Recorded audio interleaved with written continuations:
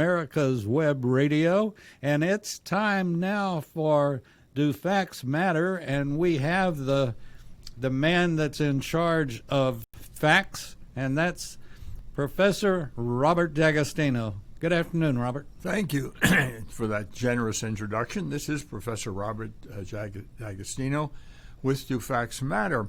It's obviously in contemporary America, facts don't seem to matter very much, and I'm going to be addressing a couple of things on that.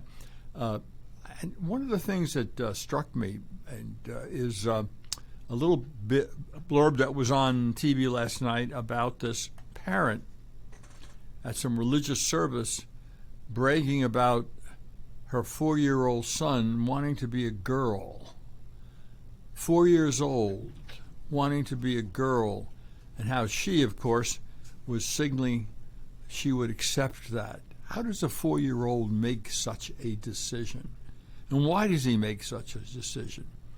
There's only one answer to that question, other than, of course, child abuse, to go through with it, is that he's doing it to make his mother happy. His mother is busy virtue signaling. Look at me, I'm so virtuous, I can let my child decide to change their sex. And this is, I don't understand how anyone, rational person, could take this seriously as a possibility. That a 4-year-old can decide that I'm not a boy, I'm a girl. No, that can't happen. Judgment. This whole area of sexual dysphoria now turned into some virtuous effort by other people, third parties, to help people change their sex. You can't change your sex. I mean, your sex is set. Your chromosomes, XY, you're male, XX, you're female. And those chromosomes determine hormonal balance, brain structure, musculature, you name it. It's determined genetically, almost always. Now, of course, there are things that have environment has an effect on, but sometimes the environment's effects are pernicious. And therefore, we have sexual dysphoria. And sexual dysphoria, of course, is one of the mental illnesses that are defined in the Diagnostic and Statistical Manual of Mental Disorders, DSM-5, for example. And they talk about sexual dysphoria, because it used to be called gender identity dysphoria, so they really softened it to sexual dysphoria, which, of course, is when your gender identity or alleged gender identity conflicts with your biological sex. And so it is still listed there as a disorder in the Diagnostic and Statistical Manual of Mental Disorders put out by the American Psychiatric Association. So it's still there. And by the way, and I'm going to get into the bulk of what I'm going to talk about today in a minute, but this fits in, and you'll see how shortly. People who engage in sex reassignment surgery are, according to the studies, 5 times more likely to contemplate suicide and 20 times more likely to succeed at it. The American Heart Association has published information about people on hormonal therapy. Don't even have to go as far as the actual sex change, the change of the genitals, are 3 to 5 times more likely to have heart attacks, 2 times more likely to have stroke, and all sorts of health problems come with these hormonal treatments. So why would you do it? Why would you even recommend someone do it?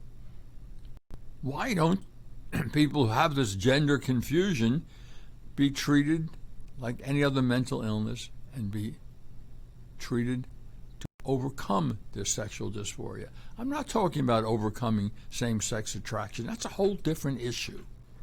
It's a completely different issue, which, in my view, probably has some genetic basis. All traits have a genetic basis, more or less controlled by a genetic by the genes, but not necessarily completely. Let's take a look at Korea. North Koreans are 4 inches shorter than South Koreans. What's that got to do with it? They have the same genetic makeup, basically. Has to do about nutrition. And in countries that suffer from famine, the children grow up without sufficient fats in their diets and proteins in their diets, they tend to grow up with an IQ of 10 to 15 points below their contemporaries in countries that did not suffer the famine. So you see that there's an interaction between nature and nurture. And getting back to what the topic is, sexual dysphoria, that's primarily it's a question of depression, question of abuse. There's all sorts of things in the background that confuse people as to their agenda. Unlikely to have a genetic base, a particular genetic base, unlike same-sex attraction, which may very well have a genetic base. I'm not arguing for a gay gene. There's no evidence of a gay gene, but there is evidence that there's a propensity for same-sex attraction, which may or may not be exhibited during lifetime, depending on the environment. But let's get back to this, because we now have, I think, a threat to the country, and that threat to the country is essentially the progressive movement. And the progressive movement is a religious movement. It's the only way to explain it, just as Marxism is a religious movement in the end. And let me read you a description of Marxist philosophy before we go into. And by the way, of course, the vehicle for this religion is the Democratic Party, which is now, of course, if you're going to have one religion replacing another, you need to be hostile towards the other religion. And the Democratic Party is definitely hostile towards Christianity. And I think there's no, if anyone, look, if anyone doesn't believe that, then you've got to be willfully blind, or you have to be ignorant of the things that the Democratic Party has stood for. Don't forget the Democratic Party is President-elect Biden has announced that he's going to recognize this gender identity, and when asked point blank if he was in favor of allowing boys who say they're girls to compete against girls in high school sports, the answer, and grade school and high school sports, his answer was yes. So all you parents out there with girls who have want to compete in sports and get to the top rungs of female sports, you'll be knocked down a peg or two, because there'll be some boys out there first. Yes, boys claiming they're girls.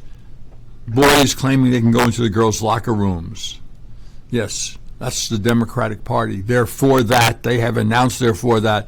The Obama administration promulgated regulations to not only allow that, but to mandate that, and that's going to happen again. So congratulations in electing Biden. Assuming you elected him. I don't know if you elected him. Vote for? Of course there's vote fraud. The Democrats always commit vote fraud. We all know that. I mean, go back to Woody Jenkins in Louisiana having the Senate race stolen from him. And he proved that he went to the Senate. He had people with affidavits that voted 8 times. He had all sorts of evidence of stealing a very close Senate election. And the Republicans, who control the Senate, refused to seat Woody Jenkins, and they sat the Democrat because, we couldn't deny a seat to a woman senator. So they were more important that they weren't seen as anti-women by seating Woody Jenkins, who actually won the race, than doing justice. And then, of course, there's the governorship of Washington State some years ago. Russo, I think his name was, a Republican. and they stole that from him. And then, of course, there's the Senate race in Minnesota, Al Franken. And they stole that one from Norm Coleman. And you can look this up. You can look what they did. The counties where the Democrats control the vote kept recounting the vote until they got enough votes to make Franken the senator rather than Norm Coleman. And then, of course, there was the 1960 presidential election where the Daley machine stole Illinois from Nixon. The large number of dead folks had voted, or as one person put it, and again put it again recently, my uncle voted straight Republican until the day he died. Then he switched to the Democratic Party. The any result in Illinois, by the way, would not have given Nixon the election over Kennedy. There was some evidence, however, that Lyndon Johnson had arranged for the steal of Texas. And that was discussed reportedly at a meeting chaired by Thomas Dewey, who was the Republican nominee for president in 1944 and 1948, and of course was a DA in New York. And Nixon and Dewey and a lot of other Republican leaders felt that they could not prove that Texas was stolen from Nixon, at least in a reasonable amount of time, and therefore they did not challenge the vote out of Illinois, because that wouldn't have changed things anyway. That's something they could have proven had been stolen. But anyway, as I said, so I don't know what happened this last election. I don't think anybody does, except that there was plenty of fraud. And the next question is, was there enough fraud, enough illegal voting, enough double voting, all these ways that the Democrats have to steal elections to turn the election? And the answer to that is maybe. No one knows. Maybe. Get the proof out there. But the third question is, so the first question, is there fraud? Yes. The second question, was it enough to turn the election from Trump to Biden? Answer, maybe. Third question, can it be proven? I don't think so.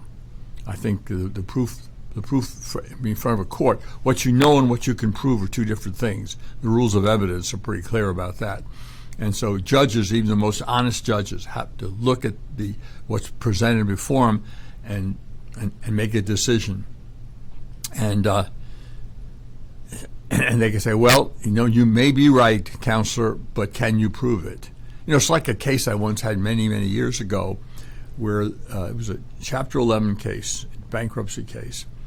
And an individual had filed Chapter 11. He had his Chapter 11 attorney. And individuals, it's a little strange situation. An individual can be both a bankrupt, so-called debtor under bankruptcy code, and he also has individual interests apart from his interests as a debtor under bankruptcy. The case was in a real difficult situation, and I was asked to represent the debtor as an individual, not as a bankrupt. So he had an attorney representing him in the bankruptcy, and he had me as an attorney representing him as an individual who had to deal with the bankruptcy code. Well, the banks were convinced that this client had stolen substantial amount of money from the estate. We're up against a break. I'll go into that and get back to Marxism and progressivism shortly. Hey guys, it's Minister Frankie with Shine His Light Ministries. It's getting cold outside and winter is coming. It's time to shine a little light on our friends on the street. We are collecting blankets and coats for the homeless all winter long. Please donate by going to our website at shinehislightministry.com or text 770-655-8055. Hope you all have a happy Thanksgiving and a very Merry Christmas. Hello, I'm Dr. Mike Karuchak. Have you ever wondered what doctors talk about amongst themselves? If you do, join us on the Doctor's Lounge and hear the doctors' conversations amongst themselves. Join me and my co-host, Dr. Hal Schertz, every Thursday morning, 8 to 9 a.m. Hello, I'm Dr. Mike Karuchak. Have you ever wondered what doctors talk about amongst themselves? If you do, join us on the Doctor's Lounge and hear the doctors' conversations amongst themselves. Join me and my co-host, Dr. Hal Schertz, every Thursday morning, 8 to 9 a.m. You're listening to America's Web Radio on the AmericasBroadcastNetwork.com. Thank you for listening. This is Professor Robert D'Agostino with Do Facts Matter, and I was discussing the difference between knowing something and proving something, and this had to do with a case I had many years ago where the banks were convinced that my client had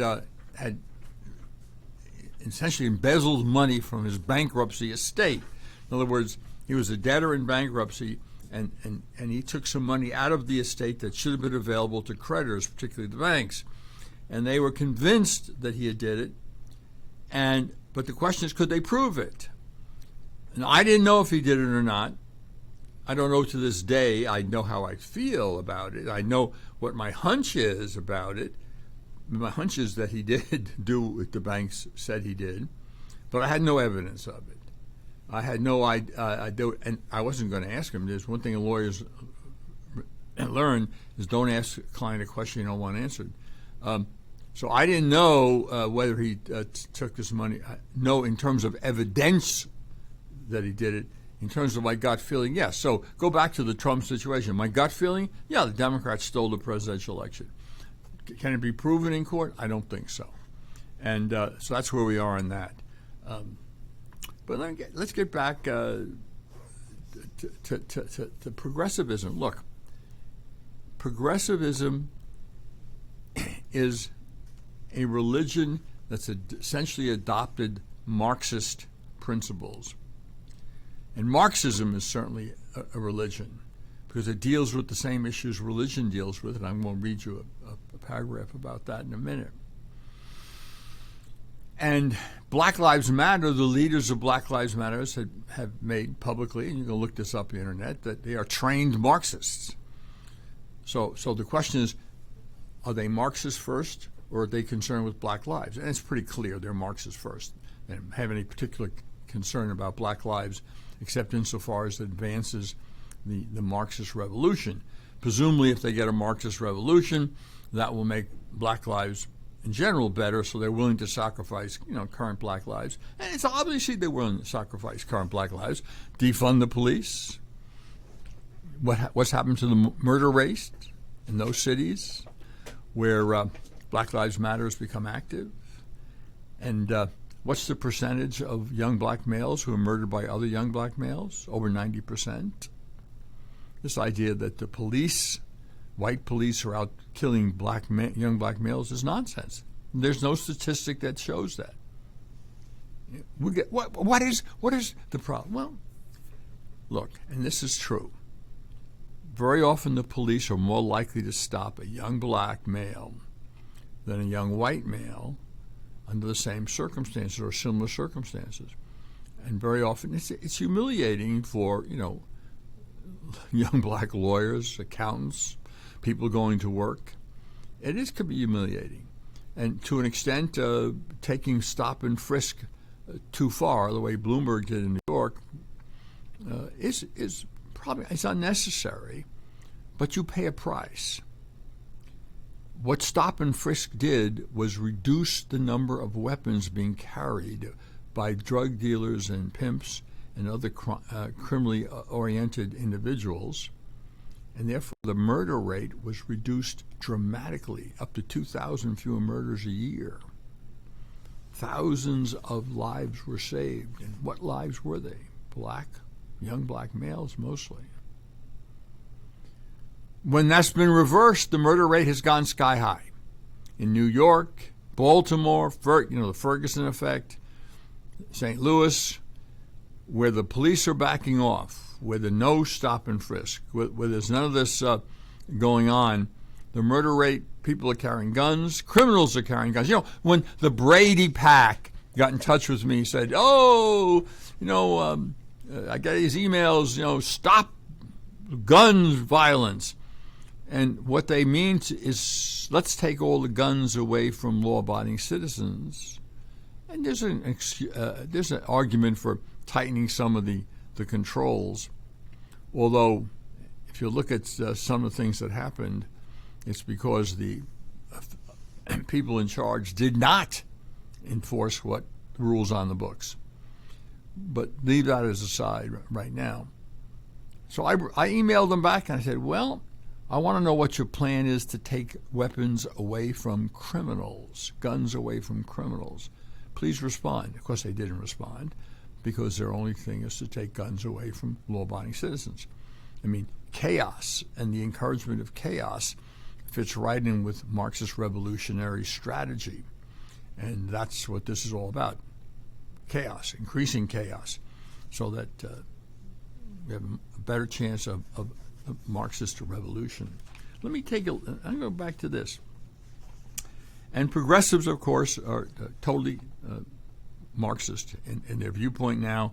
The Democratic Party, of course, is the vehicle for this new religion of progressivism, which means that the Christianity has been labeled, and it's labeled by Southern Poverty Law Center. Christian groups are labeled as hate groups.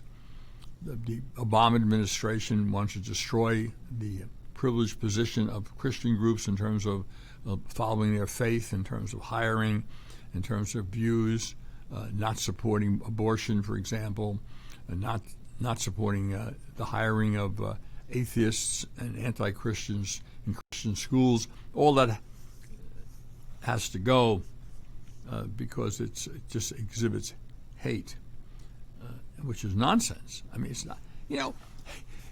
One of the things that the left has been able to do, and this fits right in with this progressive religion, is change definitions. Tolerance used to mean that you didn't approve of what someone was or what someone was doing, but you understand they have a right to do it, and you're just going to let it happen. You're not going to interfere. And the homosexual community, for example, they got tolerance. They got it.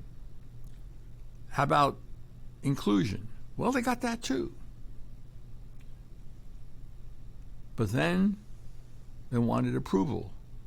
That may have been a bridge too far, but that's what the progressive movement is insisting on, is approval. And now the approval has gone from approving the homosexual activity to approving criminal activity by minorities. How else do you explain the Democrat Party's encouragement or looking the other way to the looting and the rioting? And then coming out and saying it's all Trump's fault, and anyway, they're justified. You read some of the pundits, the left-wing pundits, this is justified. So now looting and rioting have become a legitimate form of protest, at least in some leftist quarters. What a doctrine that is. And of course, now the progressives, as well as essentially the homosexual community, which is allied with them, they want control. And control, progressive control, they want to control the culture, control society, and now they want to deal with all the issues in society. And let me talk, including what normally was considered religious issues. And let me get back and read this. Marx's revolutionary program, and it was, as the author of this statement said, essentially they were dealing with eschatology,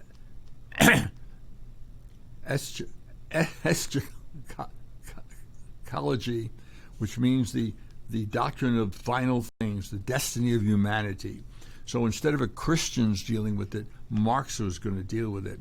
And so he superseded Christianity.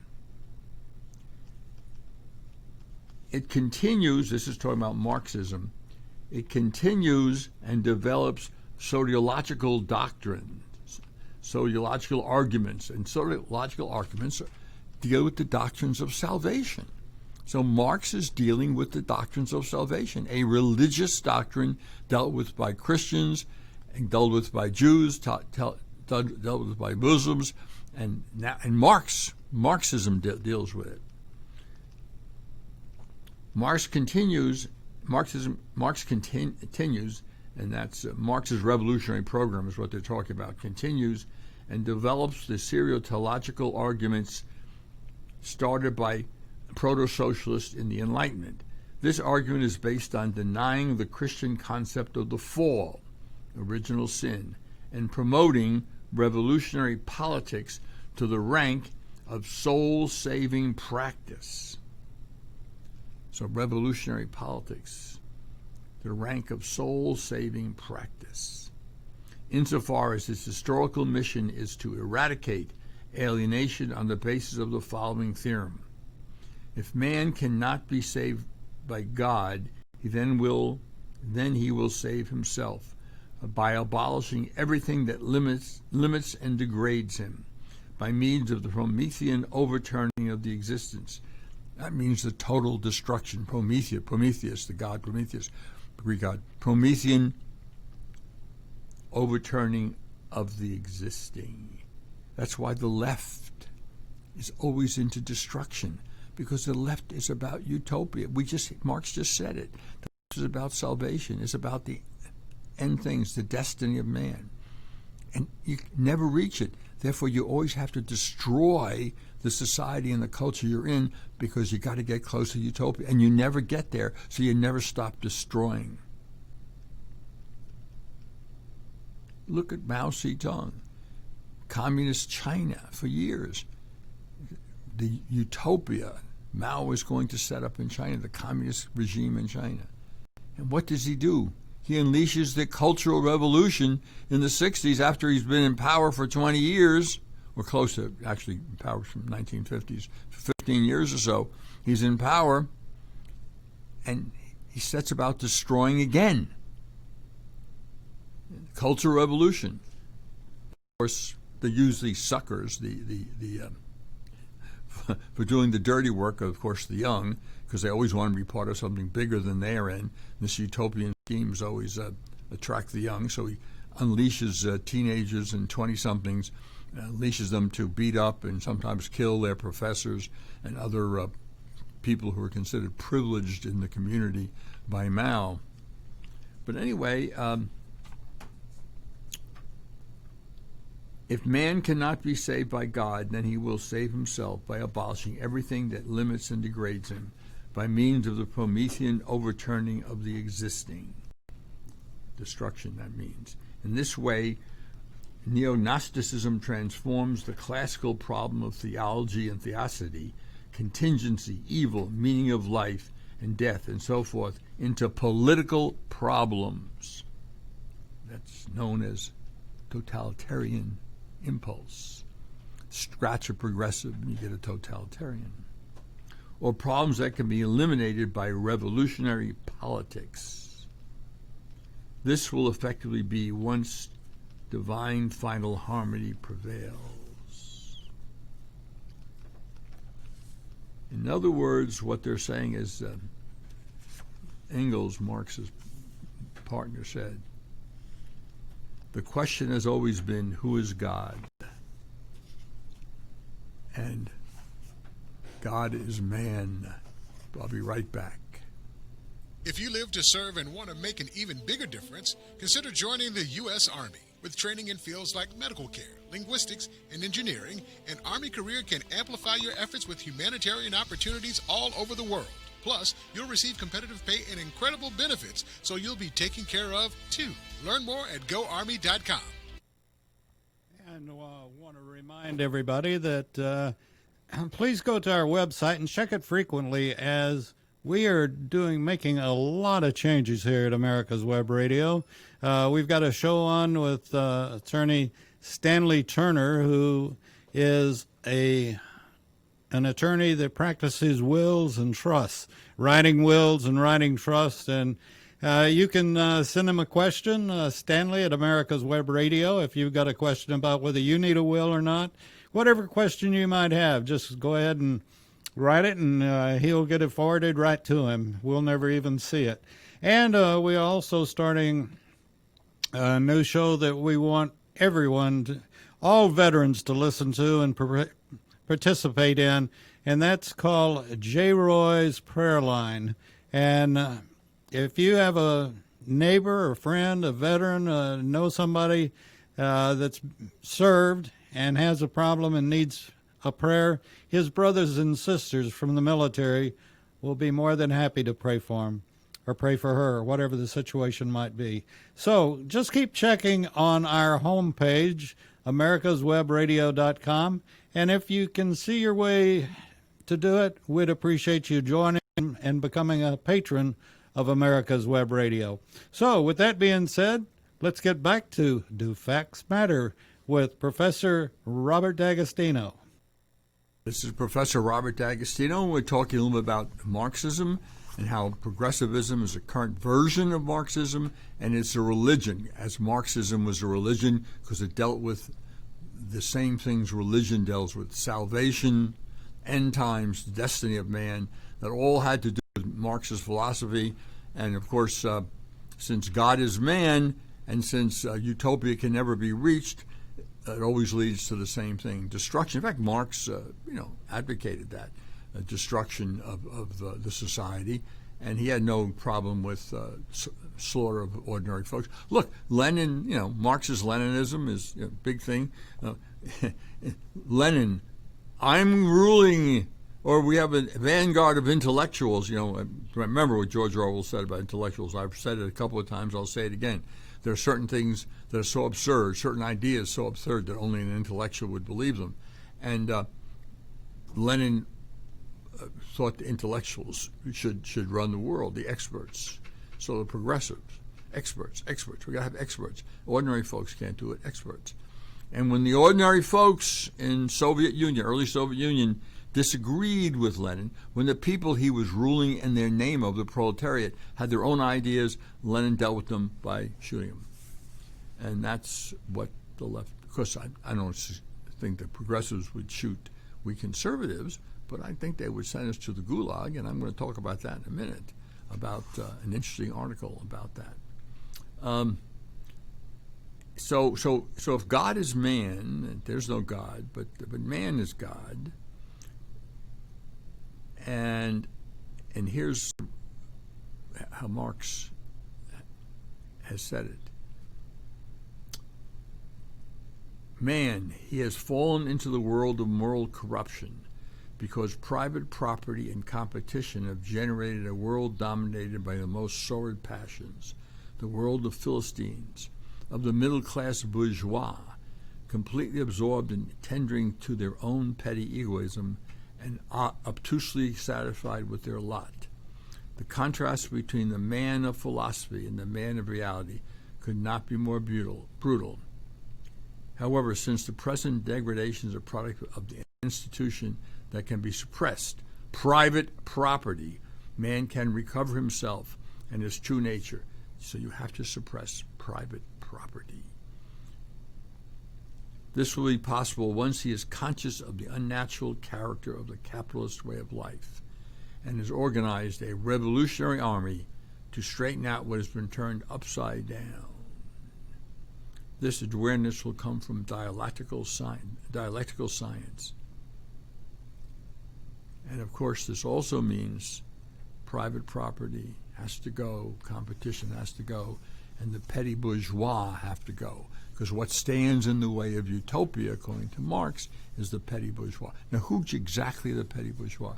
Small businessmen, small entrepreneurs, or entrepreneurs who start new business, who supply their neighbors, or the kulaks in the Soviet Union, who rescued communism from the overthrow by the peasants who were starving after Lenin collectivized the farms.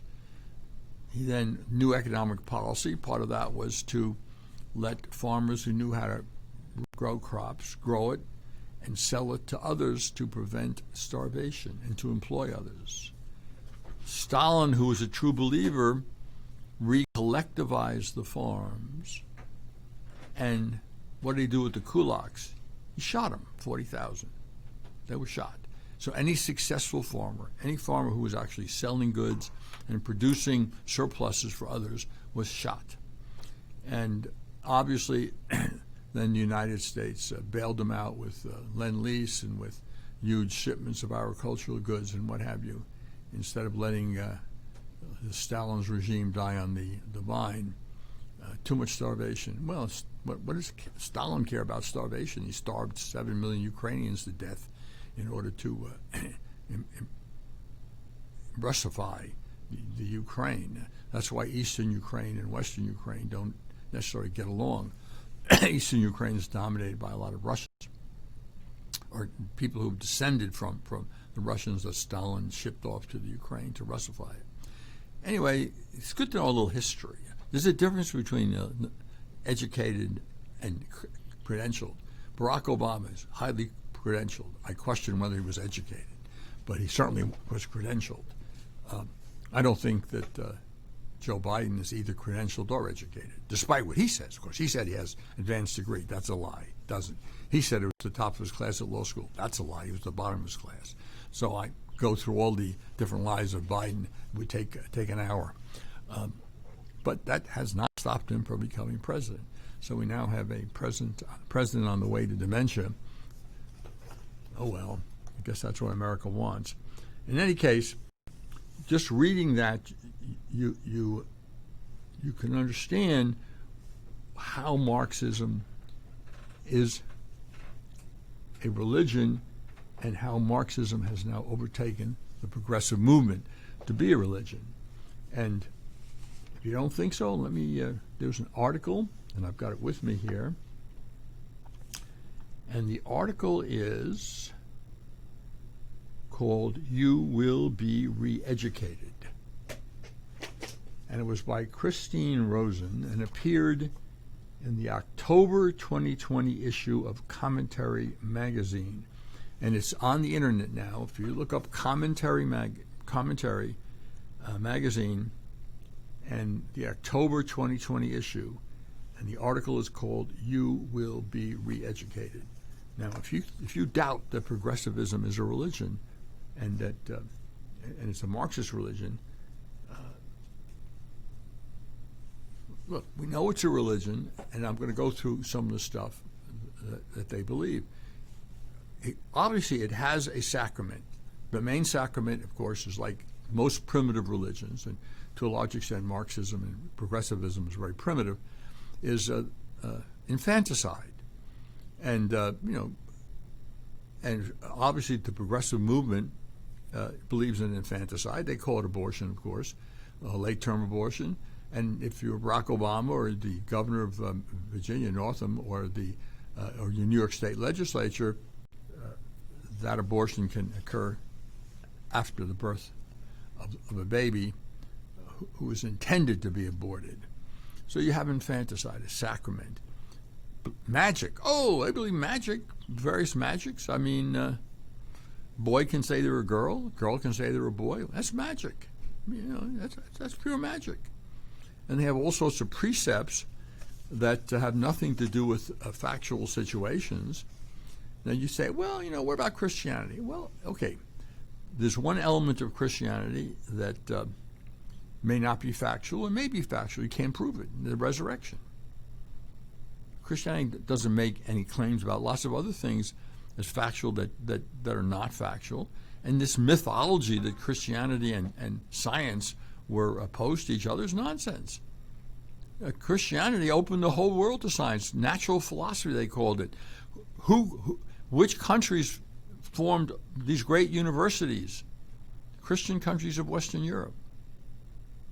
In Italy and France, the University of Paris, Bologna, University in Bologna, and others.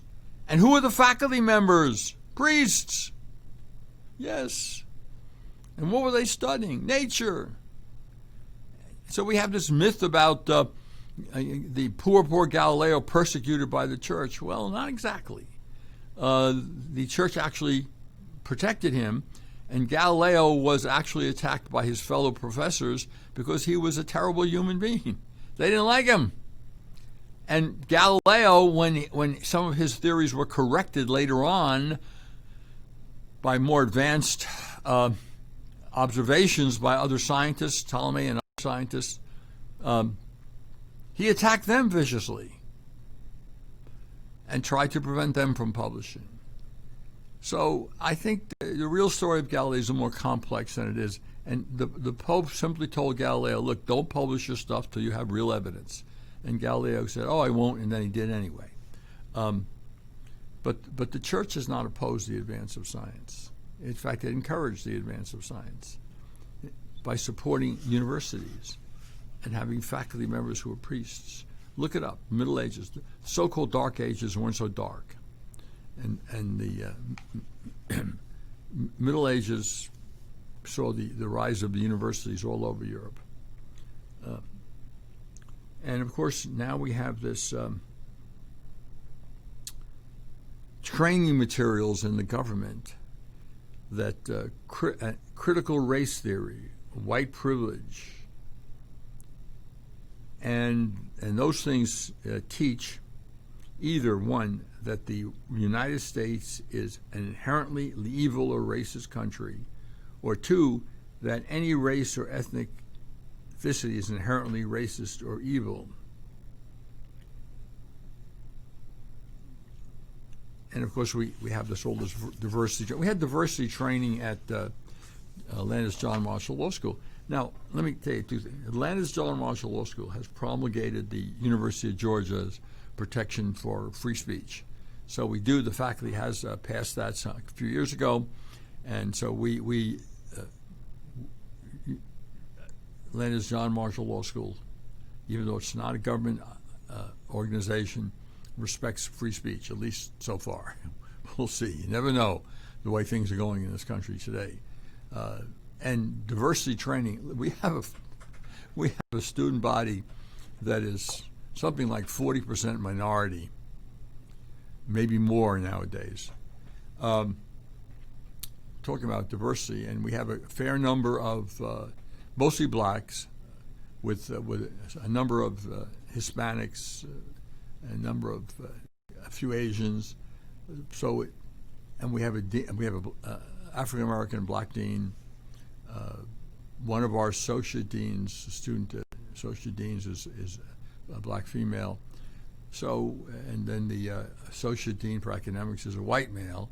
Oh, I guess, my goodness, we violated political correctness there, although he's very politically correct himself. Okay, we're up against a break, and I'll get back to you will be re-educated, and you can see how this becomes a religious doctrines of the progressive movement. The disease of addiction is a life-altering challenge, not just for the person suffering its effects, but also for the family and friends who support and love the one caught in its grasp. What should be the course of treatment? Who is the best person to render treatment? And what is the best place to go for the care that is needed? We know that you want answers to these and many more questions.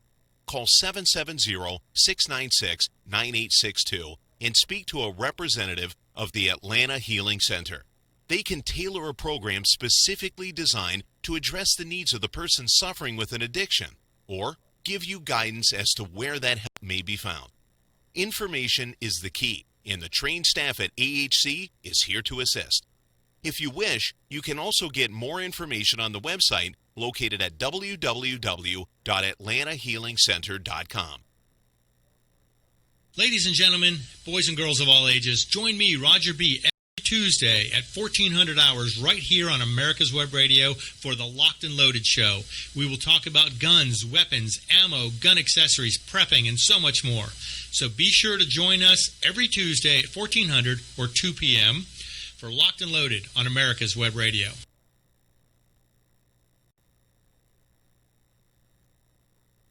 If your health insurance premium is more than your mortgage, Ellen Deal with Ideal Solutions is here to help. Whether you're a small business owner, individual, family, or baby boomer, email maga45cag@gmail.com and I'll respond with 3 easy questions to help you determine if you can get away from Obamacare. As a 20-year veteran of the insurance industry, I'm here to help with all your insurance needs. Email Ellen Deal at maga45cag@gmail.com. You're listening to America's Web Radio on the AmericasBroadcastNetwork.com. Thank you for listening. Oh, it's much worse now. This is Robert D'Agostino, Professor Robert D'Agostino, back with Black Lives Matter. And I'm discussing that wonderful article by Christine Rosen, You Will Be Re-Educated. And you need to understand what I'm saying and what she's saying in light of what I've said about progressivism. Look, if progressivism is a religion and you don't follow it, and then progressivism has adopted Marxism in very much of the essential ways, and Marxism is obviously deals with issues that religion historically deals with: salvation, destiny of man, death, what have you. So if we're there, when we read through this thing, you have to understand this in context of that. And remember that if progressivism, as I believe, is certainly obviously has become a religion, those of us who don't go along with their views, including their views of magic, boys can be girls, girls can be boys, are heretics. And you know what happens to heretics? They get burned at the stake. Well, of course, they're not going to burn us at the stake, but there are at least two recent pundits or working for major news organizations, one of whom she recommended by saying, look, she said, the Allies had to bomb the cities in Germany to convince the German people that they should lose their attraction to Nazism because of brought death and destruction. So then in the next sentence she says, therefore we really should think about bombing those areas that voted for Trump so that would be finish their enthrallment to Trump. So actually advocated bombing fellow Americans. Well, of course, she's a globalist, so she's not really an American, citizen of the globe. Another had a tweet about how Trump supporters should be shot. That it was justified to kill them. So this is the kind of stuff going on the left. Well, if progressivism is the true religion, as it adopts Marxism, it's the true religion, then those of us who are not with the true religion, well, we get burned at the stake in the modern version. Cancel culture, right? Is that the modern version right now? People get fired. People get fired for most innocuous statements. Let's go on a little bit with this article. The U.S. Treasury Department under Trump had a training seminar, quote, difficult conversations about race in troubling times. Well, that sounds like an innocuous enough statement. However, the attendees learned that, quote, virtually all white people contribute to racism. And those who were white were told they needed to acknowledge their, quote, unconscious bias, white privilege and white fragility, unquote. At Sandia National Laboratories, one of the nation's premier nuclear research facilities, the federal government paid a company called White Men as full diversity partners to train white male employees as Sandia in the damaging effects of white male culture. The damaging effects of white male culture. It's an interesting way of putting it, right? European culture, maybe? The culture that gave us medications, technological advances, public health, the culture that's going to come up with a vaccine for COVID-19. What are they talking about? What is white male culture? What are they talking about? You need to ask them. That's a question they never can answer. When I ask a student for social justice, I say, well, what do you mean about social justice? Well, equality. I said, oh, well, equality in what? Doing what? How do you measure it? And how do you? And then, of course, how do you get it? Well, the same percentage in every profession as a population. Blacks are 13% of the population. They should have at least 13% of the job. I said, well, how about football? Should whites have 13% of the football, 65% of the football players, or 70%? So are we going to do it across the board? Well, not that. Well, why don't we do it for athletics? Well, because we got to pick the best players. So we don't have to pick the best scientists, the best doctors. That doesn't count there. So, I mean, they get all flummoxed when you start to question them. You got to be very nice about it. You question them about what do they mean by social justice.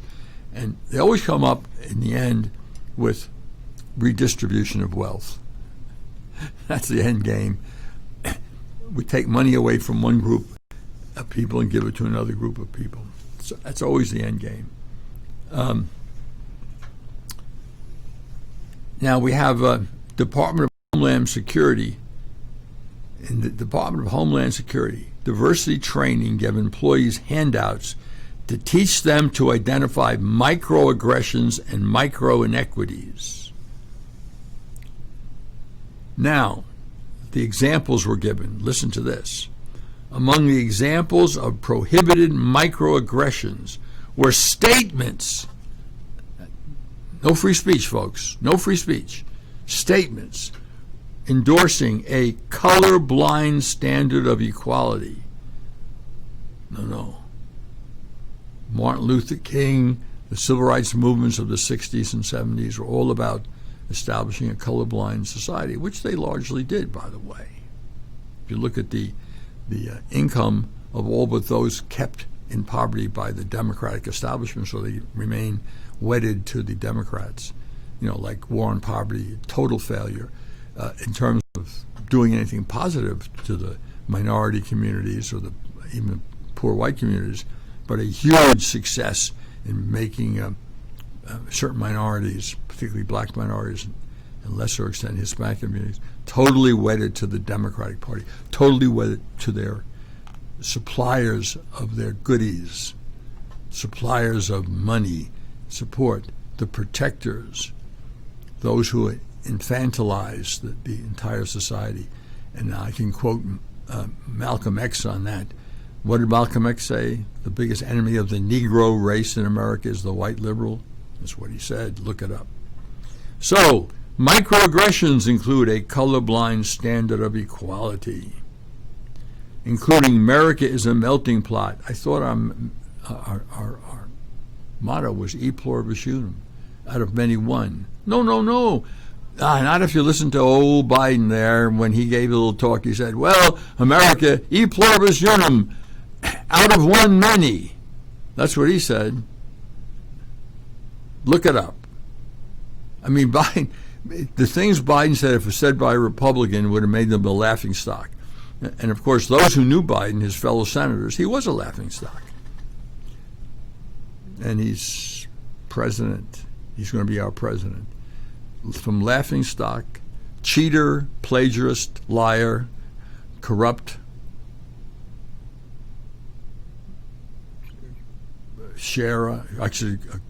corrupt politician, all those things, sexual aggressor.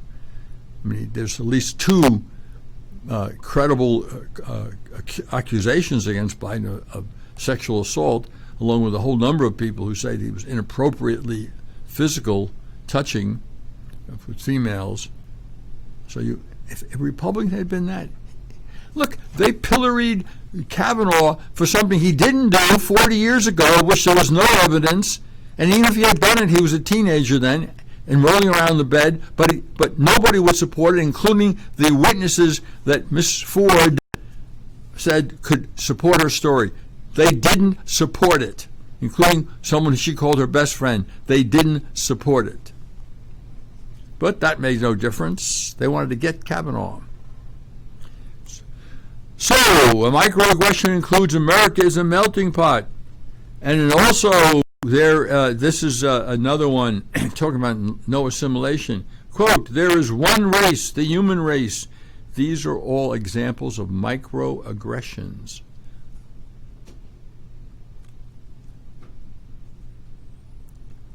The training, this was done by the Homeland Security.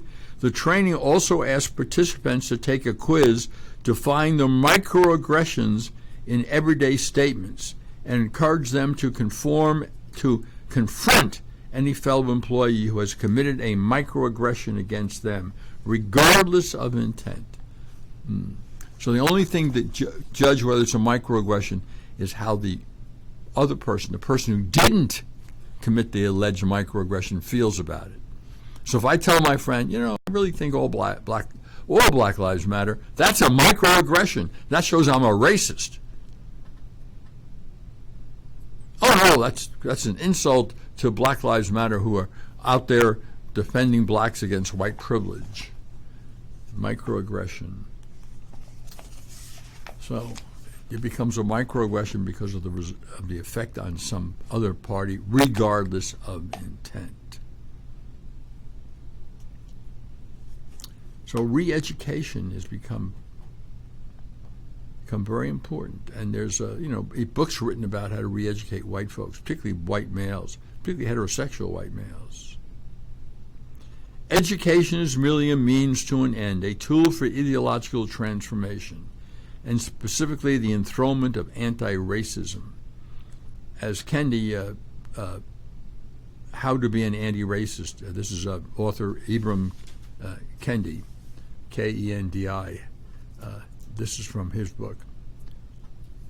As he says in his founder's statement at the Senate, he founded he made lots of money by creating a nonprofit and pays himself lots of money. Helped us build the world anew. Well, building the world anew is what? Building the world anew is all about utopia. Christian utopianism was initially heaven only.